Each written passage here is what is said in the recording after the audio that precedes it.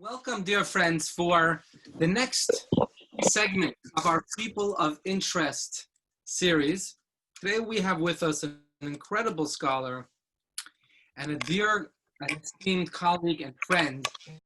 Ever since my brother married his wife, Hanala, Rabbi Yaffe is now part of my extended family because my sister-in-law's mother is Rabbi Yaffe's sister.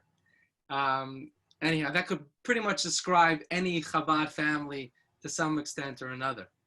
But here we go. What we're going to discuss tonight is a fascinating topic that has captivated millions and millions of people from around the world, viewers of a recent Netflix series called Tiger King.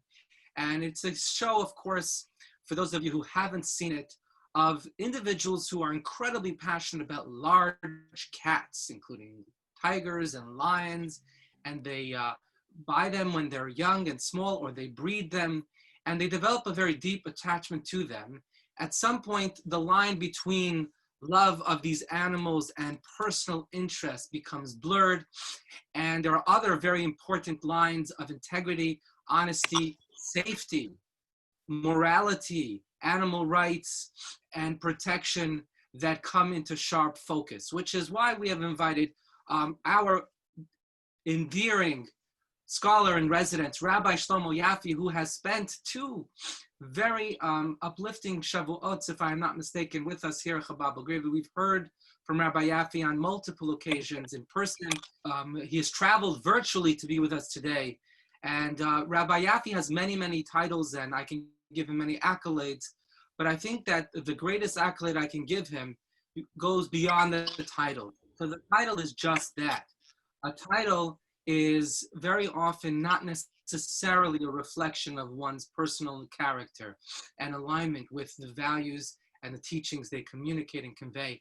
And Rabbi Yaffe stands tall and proud and unique in the realm of scholarship as being somebody who's completely integrated with the teachings of Hasidic wisdom and Jewish moral and ethical philosophy. Without further ado, Rabbi Yaffe, perhaps if you wanted to share a reflection or two before we jump into the questions, or should we go straight to questions?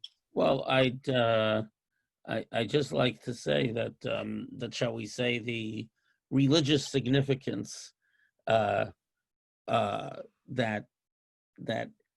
animals bring into us, and the more magnificent and perhaps scary the animal, the greater the significance.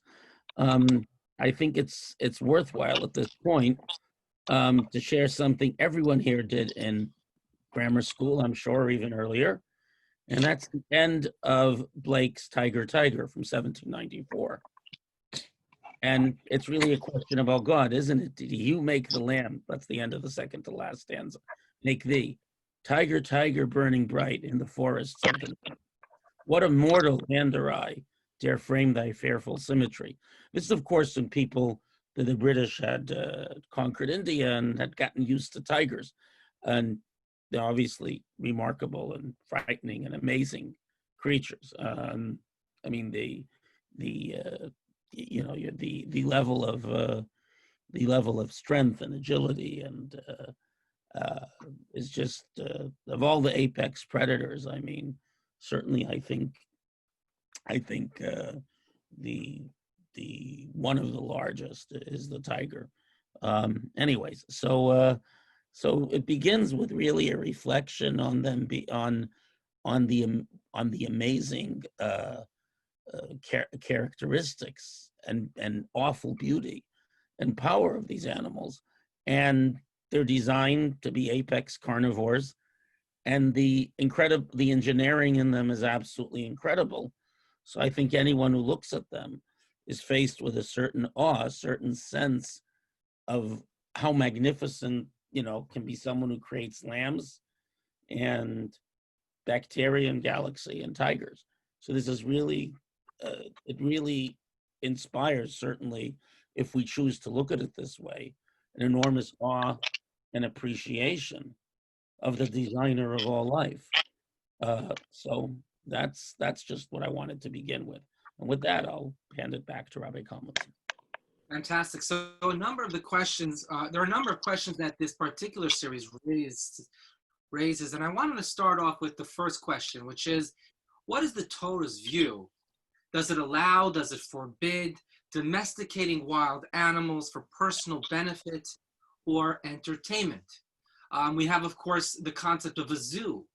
There is no doubt that an animal in a cage in a zoo is not in its normal natural habitat, and therefore, on some level at least, it is confined and imprisoned, perhaps. I mean, we don't yet have a way of communicating with animals. There was a great Jewish mystic and sage in our history. King Solomon apparently knew the language of the animals, going back to Adam. Adam could converse with animals, but I have, as of yet, not encountered someone alive today who, with any degree of certainty, can share with us the inner workings, thoughts, and feelings of animals.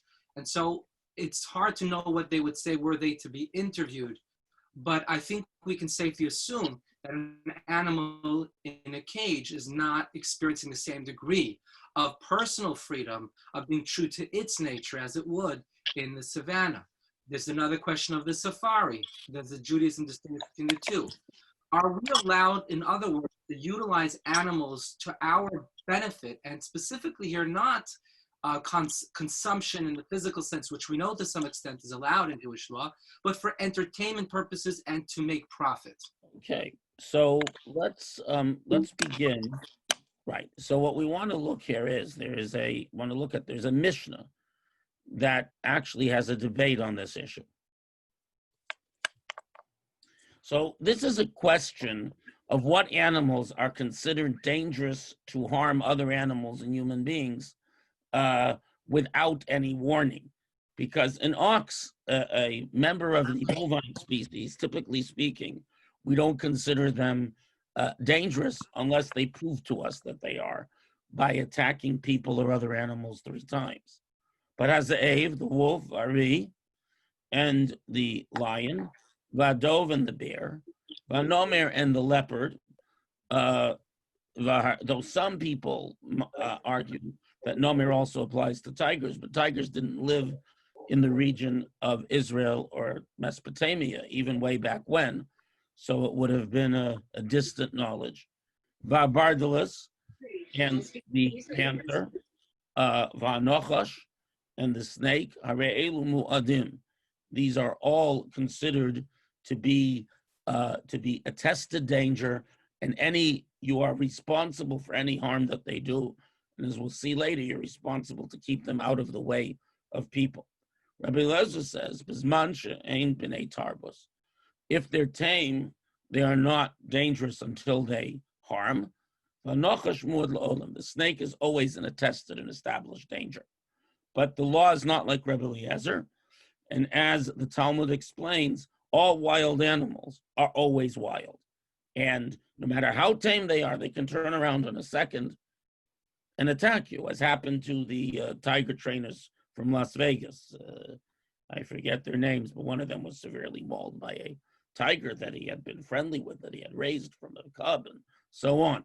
So tigers and all of the wild animals, the established premise in Jewish law is that they're never tame. That's first of all. The second question to do with the question of zoos, to do with the question of safaris and so on. So the Kitzur Shulchan Aruch, and you can all see this on the comments. You can see the screen. Sure. The concise code of Jewish law, which is a condensation of 3,000 years worth of thoughts on the matter. It was written for your basic, simple Jew who, in Hungary, where the book was written, often raised animals and so on. So the Torah prohibits us to inflict suffering on any living creature.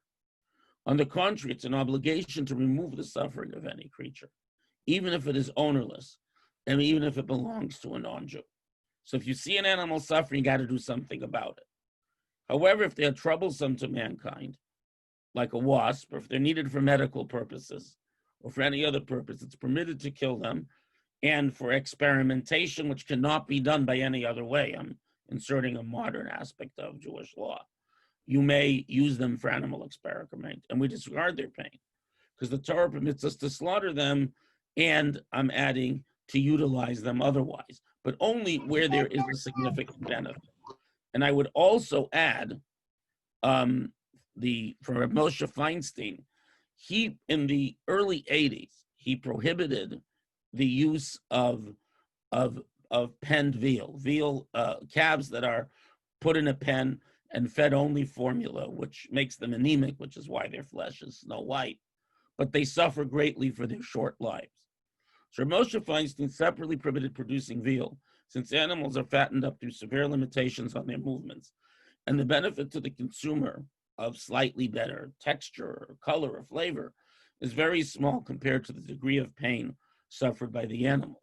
So even though we're allowed to eat animals and we're allowed to produce animals that are tasty, a small benefit for huge suffering definitely activates the prohibition on harming animals. And the concise code of Jewish law also points out that even in cases where technically there's a benefit, if the pain is very great, for example, if you desperately need a quill to write with, because they didn't have ballpoints back then, and you can pluck it from a living goose technically, but all the rabbis say that one should not do this, even if it's technically permitted, because the pain is far greater than the benefit, of finding a dead goose or so on and so forth. So what we have here is a blanket prohibition on inflicting unnecessary pain to an animal. Now, on the other hand, there is the benefit. Maimonides writes, how does one come to love God? By meditating on God's amazing creatures, that same feeling that you read in Blake's poem. So there is a fundamental spiritual benefit to be able to contemplate the awesome, amazing, beautiful, incredibly designed and creatures that God created. But that benefit cannot outweigh the degree of pain and suffering on animals. And in truth, if you've ever been to a traditional zoo, for example, if you go to the Bronx Zoo in New York City, they've actually vastly expanded the space animals have to walk around it, because you must have seen, old-fashioned zoos. We have the lions and the tigers pacing. They're clearly in great emotional stress. And there are many markers of this. Veterinarians know this. That's one of the reasons why many countries have outlawed the use of elephants that need a lot of room in circuses. Now, you should know, it's a very interesting thing that in preparing for this, I came across the truth is that Maimonides in the Guide to the Perplexed makes a fascinating point. He says animals are not capable of analytical thought, but they're all capable of feeling and experience and emotion. And therefore, since animals of all sorts, and indeed there's an intriguing letter for the Lubavitch Rebbe who suggests this might even apply to trees, to plants, are capable of suffering as the result of stress. By the way, something which has just emerged on the scientific horizon, that plants have something similar to a nervous system and both feel and communicate stress. So at any rate, living things, and certainly what we call the higher animals, certainly are capable of feeling suffering and so on and so forth. And then it falls into the rule against inflicting pain on animals. So any other purpose, it's permitted even to kill them and apparently to impose some suffering on them. The question is, what's the balance? In other words, it would seem that since we can put them in, Rabbi Kalmanson mentioned safaris, which are, where they have room to move around in somewhat a natural state. Many of these safaris, they provide them with living prey and so on. So such situations, since they're doable and attainable, it would seem that keeping an animal in a conventional zoo, or in some of these, again, I did not watch the series, but a lot of these so-called breeding or rescue places actually don't give a lot of room, and the animals are not often treated well. And And again, the fact that people like collecting these things or intrigued by them, and apparently the gentleman in question in the series is a very troubled individual. Whatever it is they benefit from them, like the people who bring back alligators from Florida and try raising them in a small flat in Manhattan, where space is the same premium as in the middle of London. Whatever their issues are and whatever their feelings are, their satisfaction is an expression in Talmud, that a person with bizarre satisfactions, though they might not be criminal, his or her opinion is nullified against what the norm is. Since the norm is that there's not that much benefit to inflicting this great suffering on these animals, not to mention the danger of highly stressed, very large carnivores, it would seem that the conventional zoo or the cramped facilities that we see often in private so-called rescue or breeding operations is very problematic from the perspective of Jewish law. That being said,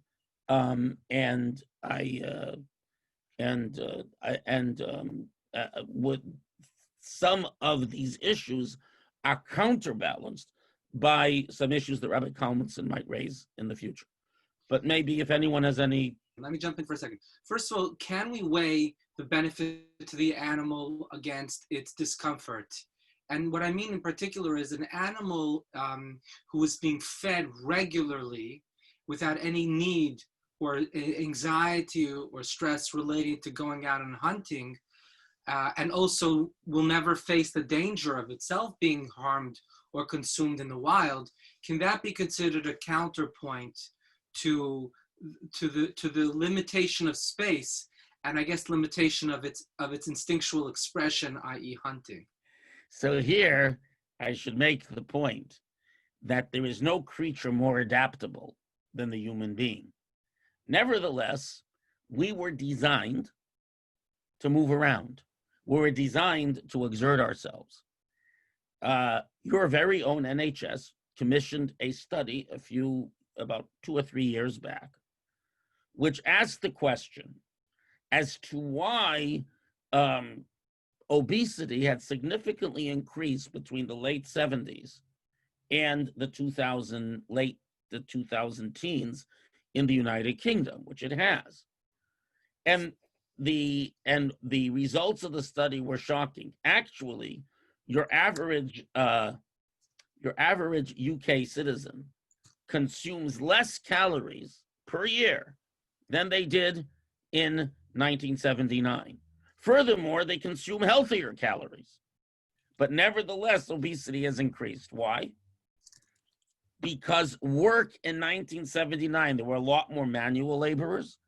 And even if you worked in an office, how did you retrieve an important piece of information? You got to your desk, you walked down to the elevator or the staircase, went down to the file room, dug through the files, found the file, walked to the photocopier, photocopied it, and then brought it back up. The whole world was much more active.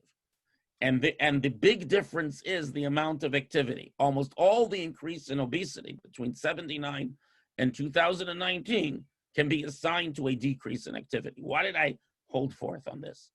Because if it's true of human beings who are supremely adaptable, to take away the normal of activity of an animal that only knows how to do that and is programmed to do that and is exquisitely designed and genetically selected to do this, is enormous suffering. And frankly, feeding an animal and not allowing it to express its ability to hunt and so on and so forth isn't good for the animal. And actually, to all indication, animals that are fed regularly but not able to hunt and so on, these carnivores tend to show many, many signs of stress. So I don't think there's any benefit. To a human being, there may be some benefit, but to wild animals, especially carnivores, there is no benefit and much suffering in putting them somewhere where they get fed regularly. Not to mention nutrition is very hard because they don't, they mostly eat meat that never sees the store. They eat the internal organs and so on. And for some animals, it's better.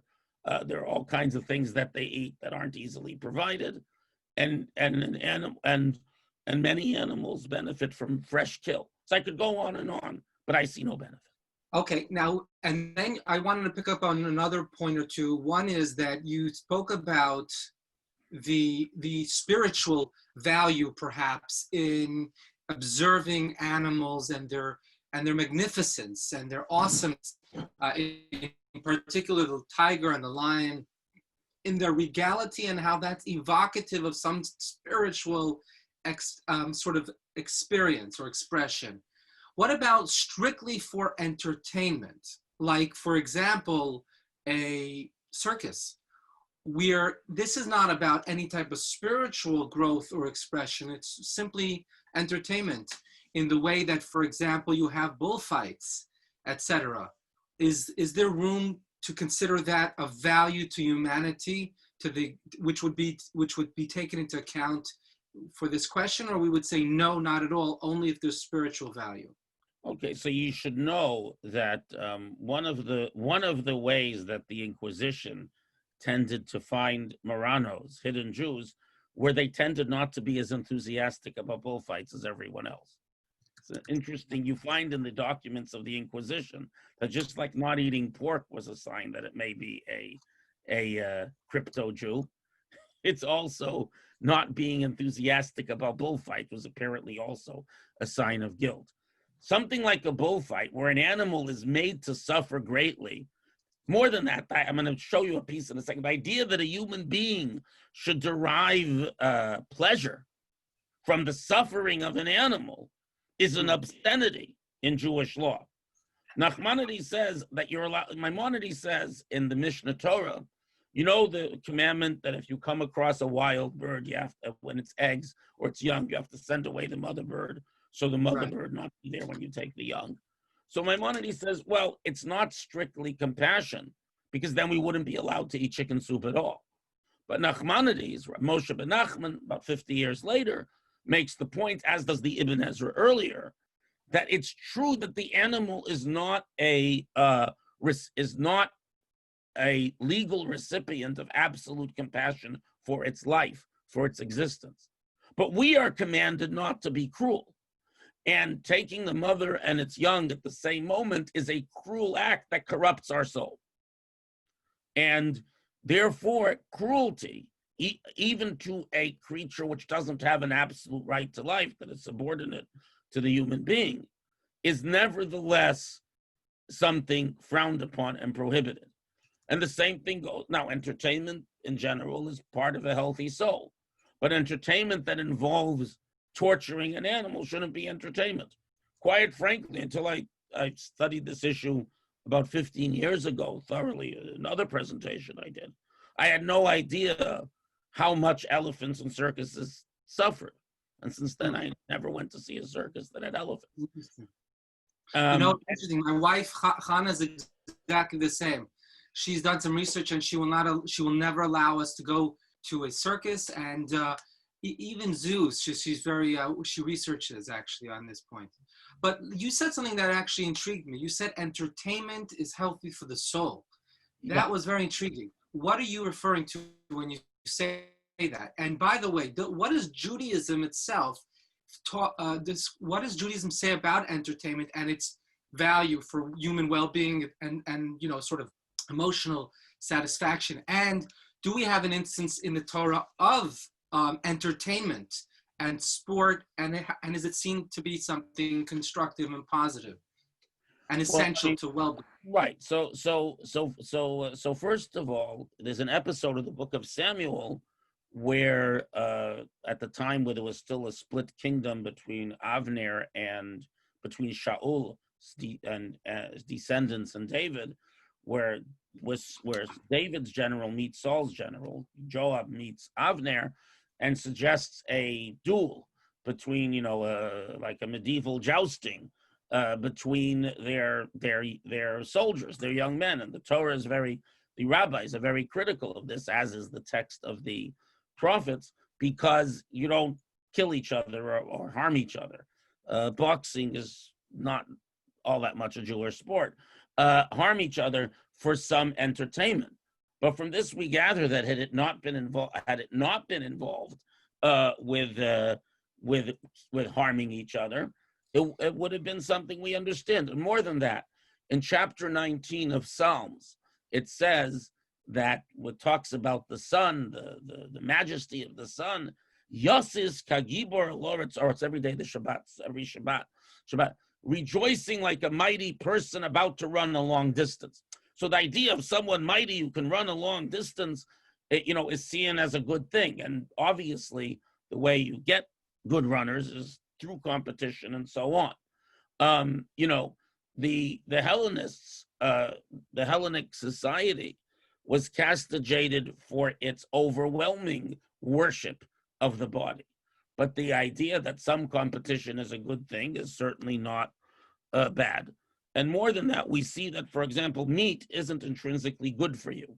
But the Talmud says quite clearly that the pleasure of a good piece of meat and the pleasure of fine wine, and as Maimonides puts it, beautiful gardens and high ceilings and art and so on, they open up a person's mind. They relax a person, open up the person, and make them better able to relate to their obligations to God and their fellow human being. A person who appreciates the universe, a person who appreciates beauty, is someone, if it's tuned in the right direction, not the Hellenic direction, but the Maimonidean direction, will appreciate God. When you see the pleasures the world offers, that pleasure, not just Shabbat and Yom Tov, can be processed when you feel good.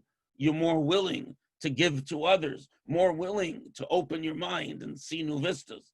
One of the rabbis said that when I have a good piece of meat, I can really understand new things. Pleasure and entertainment have their place within reason for a higher purpose. Judaism is very focused on a holistic approach, which makes the person the best possible tool to reach a higher purpose. Right. And I should also say that there's one other aspect to this in terms of this, which is the idea we'll get to later. We talk about animals and preserving them. That everything in the world that is permitted is created for a purpose. Gluttony, even in permitted things, can be a bad thing. Devoting oneself to eat, drink, and be merry can be a very negative thing. But all the pleasures the world offers that are permitted must have a positive purpose at some level, at some metric, or God would not have created them. Things that are forbidden, so our job is to control ourselves, to find the inner strength to wall ourselves off from them. But things that are permitted must have a higher purpose. Right. You're saying there's nothing neutral as such. The fact that it's not forbidden but allowed in itself implicitly teaches us about the potential uplift and spiritual elevation that we can bring to this particular experience. Okay, so in simple terms, you've said that pleasure is entertainment, like pleasure, because entertainment brings pleasure, is part of opening ourselves up to joy, and that is a means towards a higher end because it expands our consciousness and makes us more giving, etc., etc. Very interesting. Yes. Let's go. There was one question. You talked about veal. So what I do want to ask is if we're going to have to be a little bit shorter to get through all the questions, everybody. So here we go. We had a question from Mitch. How come Judaism allows to consume caged hens, eggs, instead of allowing only free range? I think that probably relates to Rabbi Moshe Feinstein's comment regarding the veal. So where do we draw the line, I guess, is the question. Right. So it's a good question. The argument given, and I'm not saying that the question doesn't have weight, but the argument given is twofold.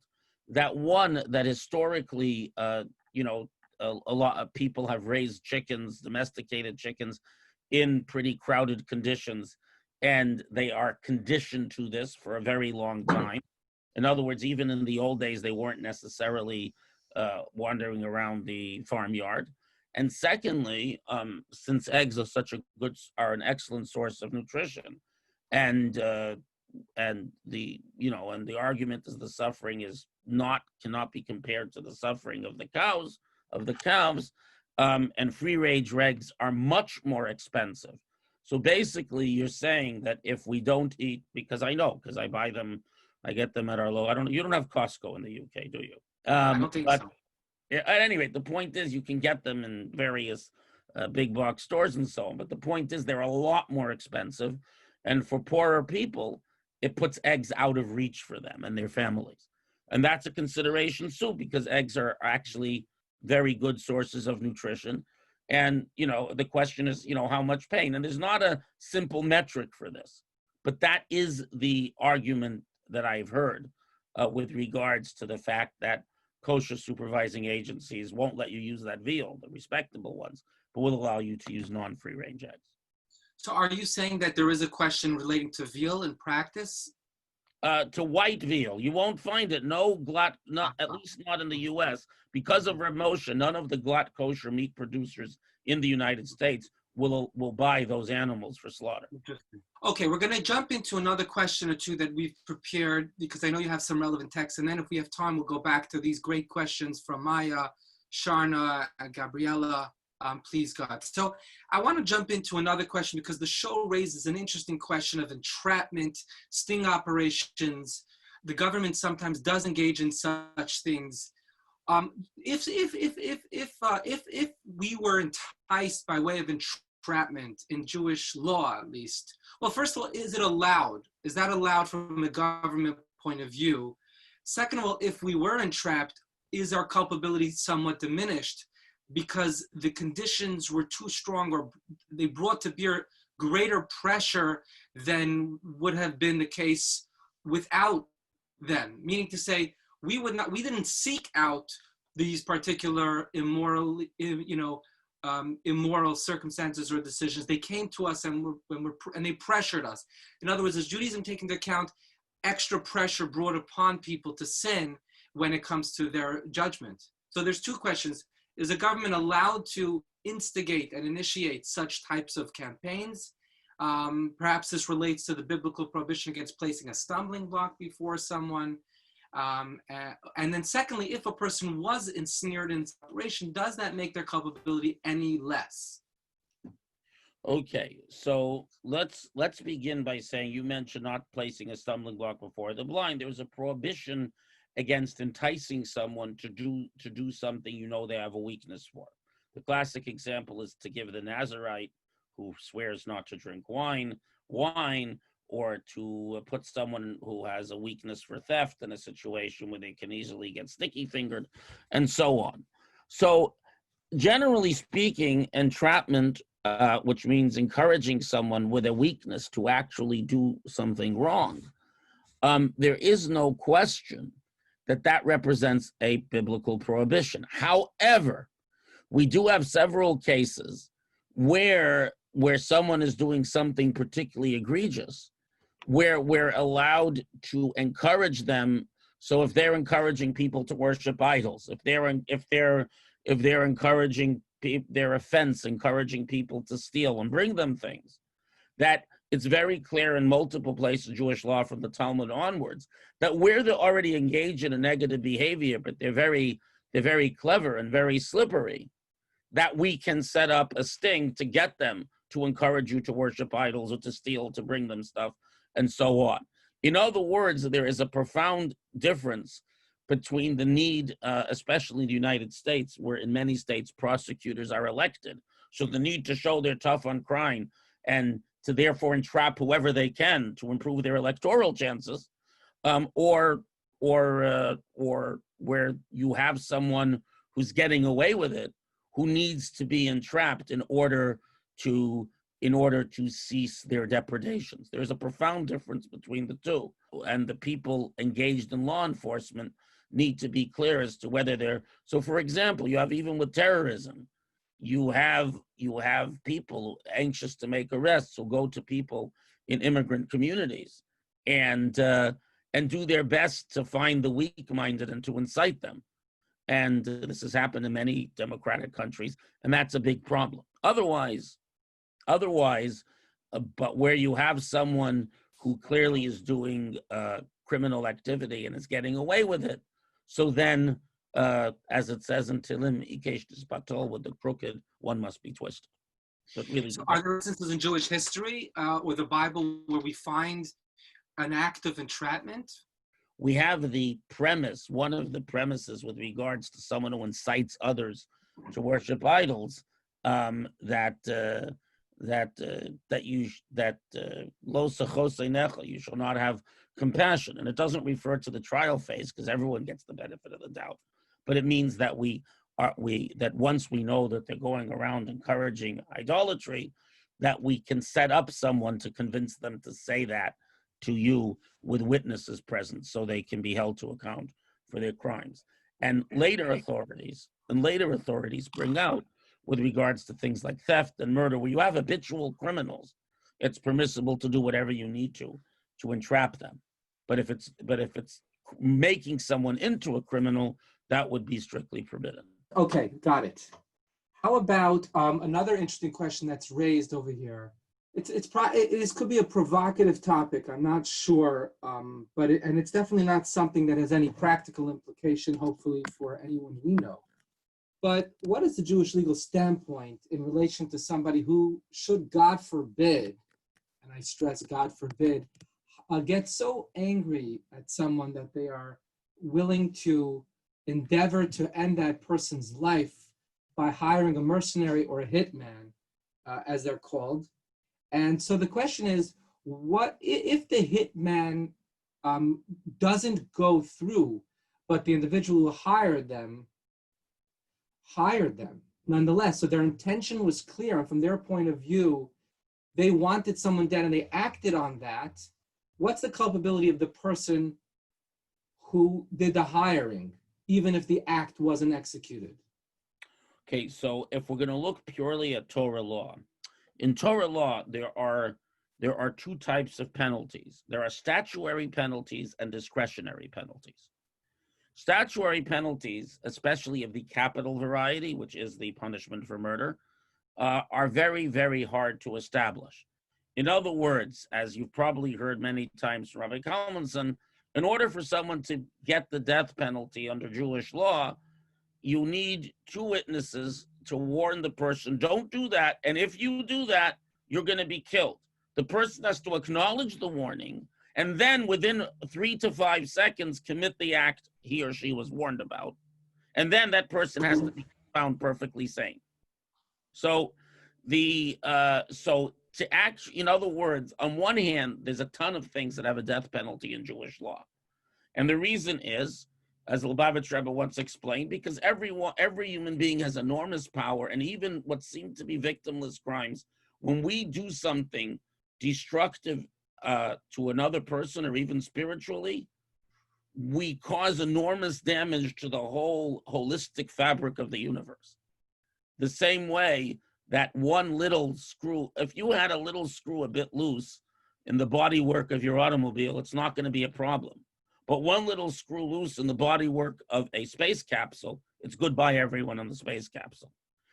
Human beings are created with enormous power and potential, and every moment of our life and everything we do is profoundly important. On the other hand, God likes second, third, and 100th chances. And God doesn't really trust people to go around killing each other. So we have lots of death penalties that are almost impossible to apply. That way both goals are achieved. But especially when dealing with murder, Maimonides writes that both the executive, in other words, the king, if there is one, and the courts themselves, and more than that, even the courts after the destruction of the temple, right up to this day, though now we tend to have fair justice systems, but technically, even Jewish courts that have the power to do so, as they were given to relatively recently, because the non-Jews who the Jews lived among wanted them to take care of their own criminals. But at any rate, until the 18th century or so, murder was allowed to be punished by death, even by our courts that have no power to inflict the death penalty, if there was no other choice to stop this person's depredations or to make sure it doesn't go on. because Maimonides writes there's nothing that destroys civilization, rends its fabric, like murder, which is ultimate disrespect of man and God. Therefore, in emergency situations, the courts have the power to engage in extrajudicial penalties. Why do I mention this? Because one of the classes that the sages of the Talmud, Maimonides, and even later authorities point out, technically speaking, everyone is completely responsible for their own actions. Therefore, and there's no such thing as an emissary, as a legal agent for a sinful act. Therefore, if I hire someone to go kill someone, that person is entirely responsible. I might be a reprehensible individual, but I do not bear any responsibility. I cannot be executed for that murder. However, Maimonides writes that if you have someone who does this, and it's clear either that people are going to take an example to do it, or he's a particular egregious criminal, the circumstances are particularly egregious. You know, you don't have a death penalty in the UK, but in the United States, the states that have it, in order to inflict the death penalty, there have to be aggravating circumstances that make this murder particularly horrific, reprehensible, and so on. And Jewish law is pretty much the same. Actually, the last person to be executed in Connecticut was a man named Michael Ross, who was finally executed in the late 90s, early O's. But he was convicted many years before. And at the time, one of the issues was that Connecticut statute is based on the 1637 colonial statute, 1647, sorry, which is based on biblical law. So they said, look, there's no two witnesses. So the person working on the death penalty case then, the state's attorney, this guy had raped and murdered multiple children. He was a horrible person. At any rate, so the person working on that came to me to ask me for some help with biblical law. So I gave this presentation I just gave you, and that made its way into the brief that got this person, that made the state's verdict uphill. But a very small part. But the point is that I researched this at the time, many years ago, and it's quite clear that in cases of grave social need, so if people are going to go around hiring people to kill other people, or apropos of our discussion, tie someone up and put them in a lion's cage, which technically they don't get executed for, we can penalize them, we can imprison them, we can execute them as needed, even though normally we don't do execution, imprisonment in Jewish law. But in order to stop other people, to deter other people, or to get evil people off the street, we have the extrajudicial or extra legal power. In other words, it's the law of emergencies.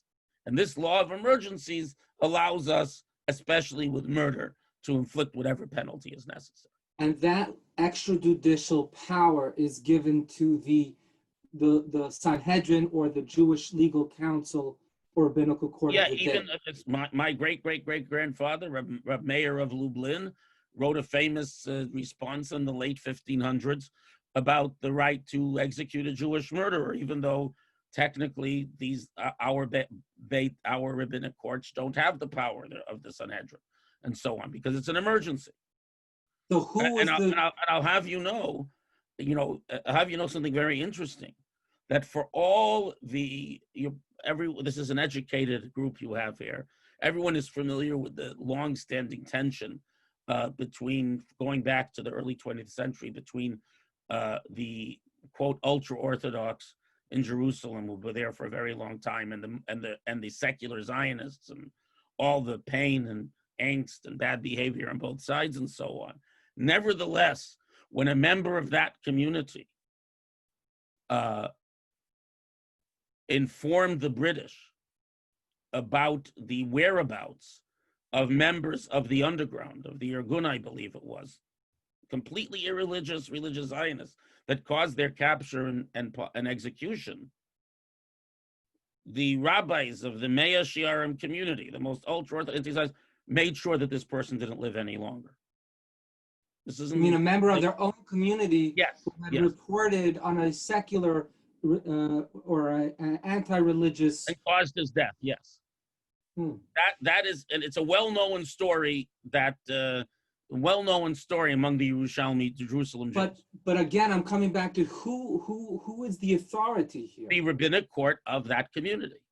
I believe it was the actual Ida Haredis, as it's known until this day. Interesting. Very, very. That's absolutely fascinating.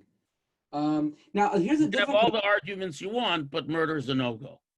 That's really. I'm very happy to hear that, actually, because sometimes one gets the impression that the law can actually, under certain circumstances, exempt individuals of horrific character. According to Jewish law, if you hire someone to murder someone, you can't be held liable for murder because we believe in absolute individual responsibility. But obviously, someone who might be willing to murder won't do so except for a lot of money, so you created the problem, and we have the right to punish you with any punishment, including execution, on a case-by-case basis. Very interesting. The law doesn't demand it. And at the same time, it's extremely important to understand that this is something that needs a tremendous amount of judicial. Sure. By the way, do we have the same laws like we had in Temple times about how many judges needed to be involved in a capital case? No, in this case, no. The regular 3-person panel. Okay, that's very interesting. Let me ask you a different question. It's an emergency. Yeah, that this raises, which is, let's say a person actually, the actual hit person, so to speak, planned to kill someone in a certain way. Let's say, for example, through poison, and actually put poison in the cup and served it to the individual. And by some act of providence, the individual ended up not drinking the poison. Is the individual who sought to harm somebody else held accountable for their ill intentions? What does Jewish law say in such a case? And by extension, really the question is, how important do our intentions matter when it comes to the execution of evil? Okay, so let me make 2 points. The first is that, again, if the person is a dangerous criminal, and this is the only thing we caught them doing, but we understand that this is someone who habitually does this thing, we might impose some penalty short of death or so on them. But generally speaking, if the only thing we know, even if the person put poison in the cup, the fact is that under Jewish law, and this is something that we share with the common law that's the basis of the law in all English-speaking countries, more or less. And that is that Oliver Wendell Holmes gave a series of lectures at Harvard. He was one of the justices of the Supreme Court, U.S. Supreme Court, in the late 1890s. And one of the really interesting pieces is about intention. Under the common law, intention is only established by action, which means to say you can't beat a confession out of someone that they intended to do X or Y, or to read their, or to look into their eyes and decide what they intended to do. How do you know someone intended to kill someone? Because, as you said, they put poison in the cup and so on. But the fact is that if, for example, someone drives down the street at a high rate of speed and looks like they tried to run someone over, but there's no proof they actually did, we don't have enough proof of intention unless there's a pattern. By the way, in Jewish law, manslaughter is penalized by exile, but if it's someone you hate, then you don't get to go to exile. You're exposed to the retribution from the family. Why? Because if someone you hate, it's likely you ran them over on purpose. So this is addressed in Jewish law at multiple levels and multiple generations. But the point is that that in God's eyes, right, in the Passover Haggadah, we read, Arami Oved Avi, an Aramean destroyed my father. Laban, the Aramean, tried to destroy his son-in-law Jacob. He wanted to kill him. He didn't succeed. So God knows his intention and writes about it in the Torah. As human beings, attempted murder cannot be treated exactly the same as murder, because ultimately we only know a person's true evil intention from their success in carrying it out.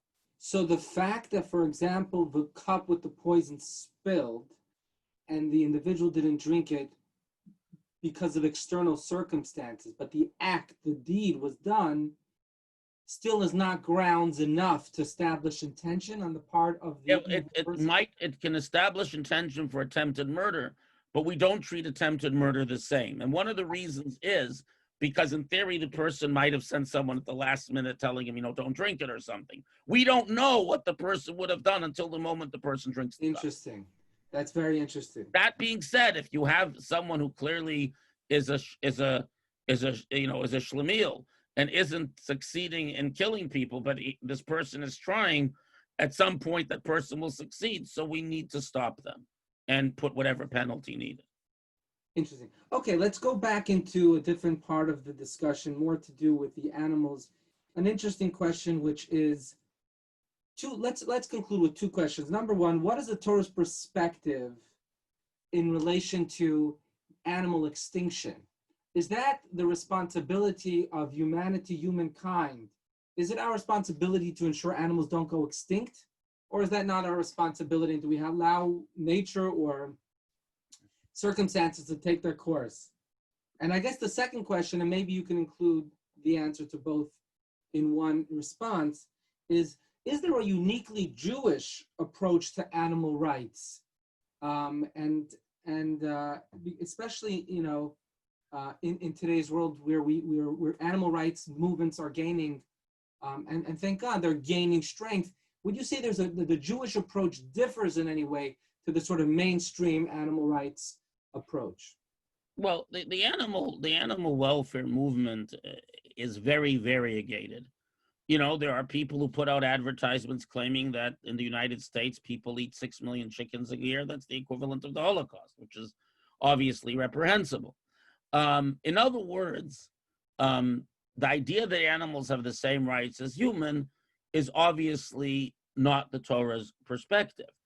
That being said, in general, people don't have rights either. They have obligations. In other words, Judaism does not concern itself with rights. It concerns itself with obligations. My obligation to respect your privacy. My obligation to respect your dignity. My obligation to give you freedom of speech, and so on. In other words, Judaism sees rather than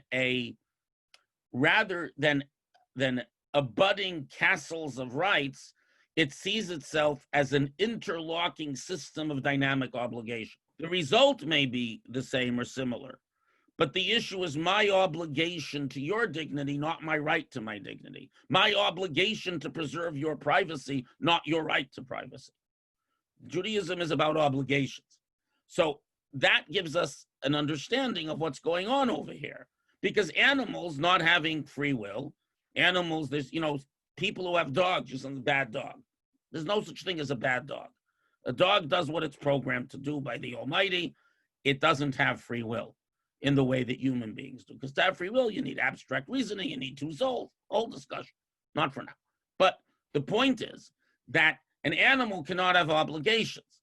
So the idea that an animal has obligations to us is not the case. We have obligations to the animals, but that don't include, at least after Noah, not eating it. So first of all, God puts Adam in the garden, Adam and Eve. Shem took the Adam and placed him in the garden, Avda, to till it, ulashamra, and to tend it, to improve it. Avda means actually to improve nature in an intelligent way. Ulashamra, to guard it, to preserve it. Now, what does God tell Noah? That he's allowed to eat animals.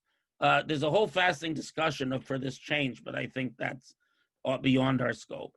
The fear and dread of all the beasts of the earth and the birds of the sky, everything which the earth is astir, and upon all the fish of the sea, they give it into your hand. Every creature that lives shall be yours to eat, as with the green grasses which they were allowed to eat before the flood. I give you all these. However, now we get to the point. You can eat the animals, but I now establish my covenant, an everlasting covenant. This is the rainbow covenant, with you and your offspring to come. And with every living thing that is with you, birds, cattle, and every wild beast as well, all that have come out of the ark, every living thing on earth. In other words, God made a covenant with us that we can eat animals, but everything that walked out of that ark, we must preserve its existence. We have a covenant that these always be there. Now, do creatures become extinct on their own or accidentally? Like by the introduction of wild dogs to certain South Pacific islands, which ate up the flightless birds. Well, we can't necessarily control those things. And certain animals do go extinct. But it's our job to actively do what we can that an animal, that's the deal. You get to use the animals, but because you, the human being, are the only creature that can truly change the environment, you're obliged to preserve every creature and every grass that exists. And you may not behave in a way that renders them extinct. The Sefer HaChinuch, who's actually quoting Nachmanides and the Ibn Ezra. So there's a mitzvah to send the mother from the nest before you take the young. And one of the things we talked about already, that providence that is compassion. But the second is, it's from the roots of this commandment, to put it, Chinuch, 13th century, that the providence of God may blessed be he is upon all his creatures. With the human beings individually, in other words, you're not allowed to kill a person. Murder, every person is precious in God's eyes. Upon other species generally, meaning to say that his desire may be blessed is towards the existence of his particular species. And as long as God wants that species to be there, and therefore no species will ever become extinct from all the species of creatures due to the providence living existing, may bless their existence is found. Now, I believe what the chinuch means is God doesn't want any creature to become extinct. And it's our job. And Nachmanides goes further. He says that if you take a mother bird with its young all at once, since he explains that wild birds have distinct territories, you are destroying that family, and that's a subspecies. That family is slightly genetically diverse, to use modern terms, than the other birds with other territories. You may not destroy even a subspecies. In other words, the way in which we utilize the earth cannot allow the destruction of a species. That's what God wants. And the same, and that's the deal God made with Noah and all human beings. And there exists a fundamental obligation on all humanity to ensure that, at least from their side, all species exist. And that relates to the way that they utilize the world. And if it costs extra, now, obviously, if it's a matter of danger to life, which means to say, let us say that for some reason, if you don't eradicate a certain species of mosquito, lots of people are going to die of some disease, or where the choice is between preserving a given subspecies of animals, assuming there's such a choice. Usually there are better choices, but they cost money. And the truth is we're all responsible to each other globally. But theoretically, if people are going to starve to death to preserve some animals, well, then the people come first. But that's usually a false dichotomy, because usually it's a matter of money, and there's plenty of surplus money out there, just not distributed well. So at any rate, it's very clear that from the lysis eggs to the antelope's horns, God wants none of them to become extinct and lost. And what God wants can only be negated by one thing, by human choice. When the chinuch says God wants every animal to exist, but we have the choice not to. We rendered many animals extinct for all different kinds of reasons. And incidentally, because it's God creation, this applies to plants too, and to insects, and so on and so forth. And I should just make the point that we don't even understand the losses to humanity in the extinction of various creatures. I mean, God forbid, there's been enormous stresses on bees. If bees were to go extinct, we would have a huge problem. Much of the world would starve, and so on. But even when we don't notice it, even where it's a mosquito or something like that, we have to appreciate that since God created it, God must have a purpose in it.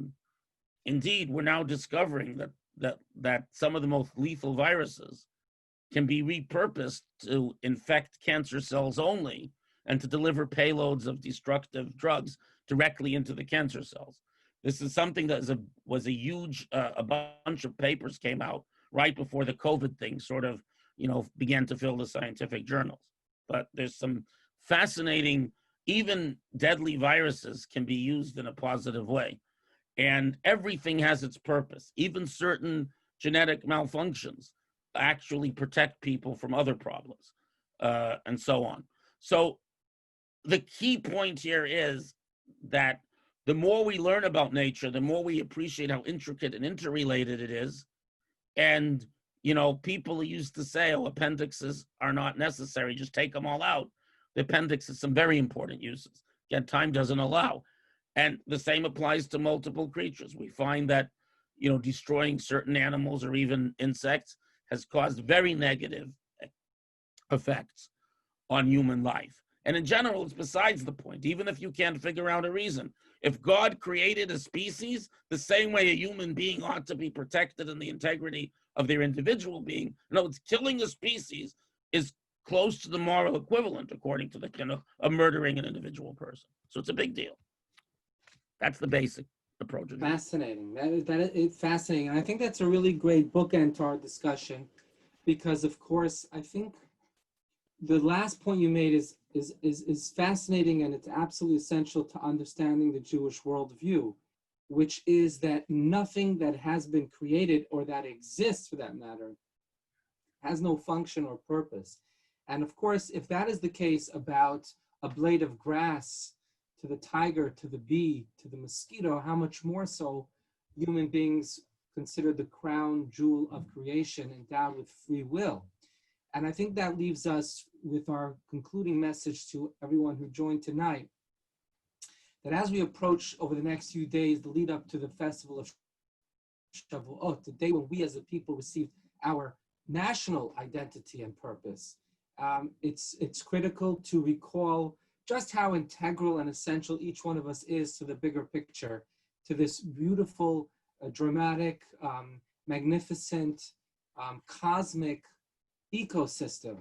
And it's with that in mind that I wish each one of you a very uplifting and meaningful Shavuot, and a very special and warm thank you and expression of gratitude to Rabbi Yaffe, whose versatility, breadth, and depth of knowledge is truly astounding. We can literally sit here for hours on end.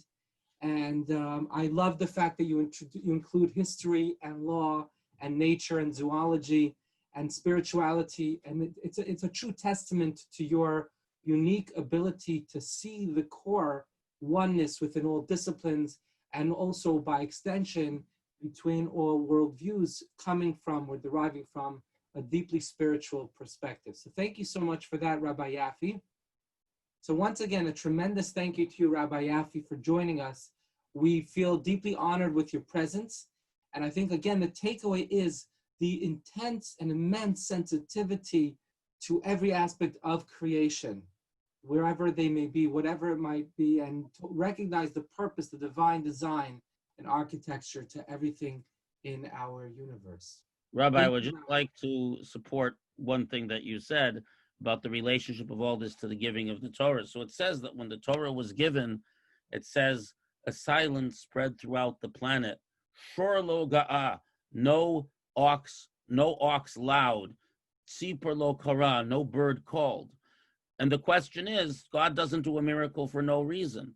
But the answer is because what was given doesn't just affect the Jewish people, it affects every human being, the giving of the Torah, because much of the Torah is relevant, and not just to human beings, it affects every creature in the universe, because the Torah directs us to a way to properly care for this incredible tapestry of creation that is placed in our hands.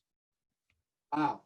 So it wasn't a miracle, it was a natural outgrowth of the inherent interest the animal kingdom was alerted to in wisdom that pertained to their existence as well as to the human. I'm saying it may have been supernatural, but that supernatural awareness has to have a purpose. Not to mention, another time we can talk about the idea that animals actually are much more capable of perceiving the spiritual than human beings. That's another discussion. Wow, that was a great teaser. That's a great teaser, but that will be for another, how animals have greater divine spiritual sensors than human beings. Fantastic. Well, Rabbi Yaffe, you definitely know how to leave us with a cliffhanger and in suspense. Thank you once again on behalf of us all for a fantastic lecture. I'm wishing everybody a very meaningful and uplifting Shavuot. And again, it is a day to come back to our personal divine purpose and express that unique, singular mission for which we and we alone were placed on this earth. Bezrat Hashem. Thank you once again so much. God bless you.